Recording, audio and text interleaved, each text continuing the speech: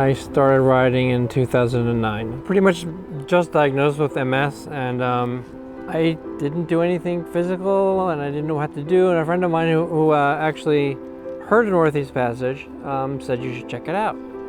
Before I got injured, we like to tour a lot. We bike toured all the time, every year, for like at least a week. I'm a polio survivor, and I had never ridden a bike. My oldest son rode across country, as a matter of fact. This was his shirt, and unfortunately he died unexpectedly. He was hit by a car. And so soon after that, I made it sort of my mission that I was going to figure out how to ride a bike.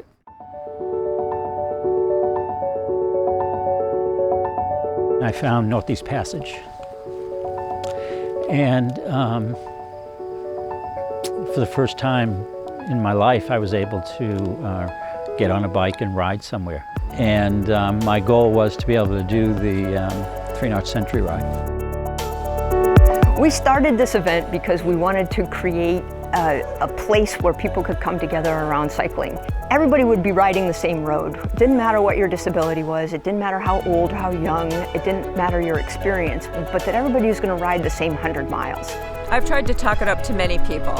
You know, they just think it's very cool that Jim is still doing this kind of a ride, and they think, oh my gosh, you're going through the notches and you're doing 100 miles and he's going up the Kank. I just can hardly believe it. And some of my friends look at me and they say, and you do it too? So it's like, yeah.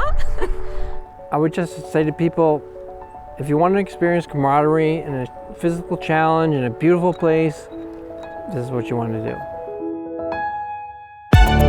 It's one of the best things I've ever done in my whole life. I look forward to this ride every year, bated breath. It's fulfilled my dream of being able to ride a bike. And I started out riding for my son, Chris. And then at some point, I realized that I was really doing it for myself.